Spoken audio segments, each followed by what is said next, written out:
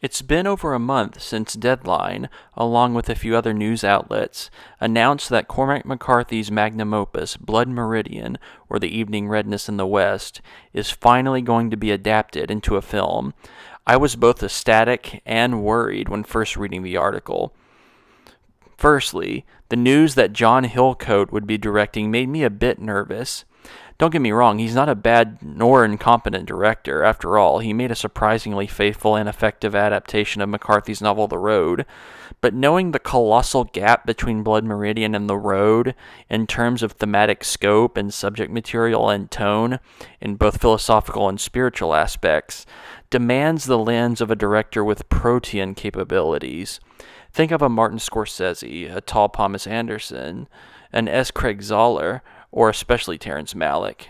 And I have yet to see a film from Hillcoat on the scale of a sweeping, violent phantasmagoria.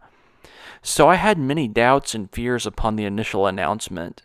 But with the recent article from the Playlist revealing that Cormac McCarthy himself is working on the screenplay and has been in close contact with Hillcoat for many years, frequently discussing how to adapt the novel, has uplifted my spirits exponentially.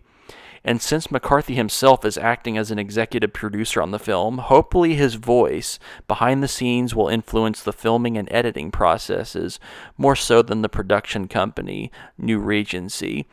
Which brings me to the top 3 deal breakers when making a faithful adaptation of Blood Meridian. And that first deal breaker is there should be no studio interference. And by studio interference, I mean producers demanding what may or may not be filmed, threatening to cut budgets, taking charge of the editing processes, or limiting any other type of creative decisions the filmmakers wish to make. Otherwise, filming Blood Meridian shouldn't even reach the storyboards. And this deal breaker connects with the second one, which is the violence must not be played down. The late great literary critic Harold Bloom once observed that the brutal and savage violence of Blood Meridian is the point of the novel.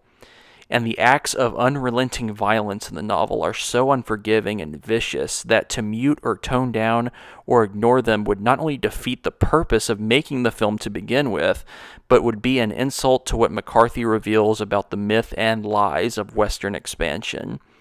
That Manifest Destiny was ultimately a process of indiscriminate decimation of the native peoples of America in favor for temporary boons.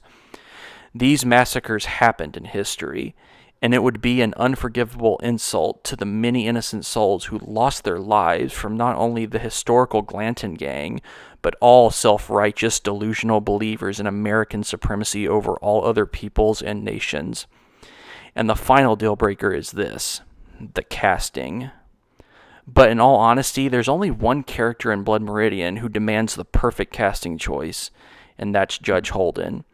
A gigantic albino completely devoid of hair, the judge is charismatic, worldly, unnerving, lettered in all languages and myths and laws and histories and philosophies and science, hideous, charming, confounding, mysterious, and violent beyond reckoning.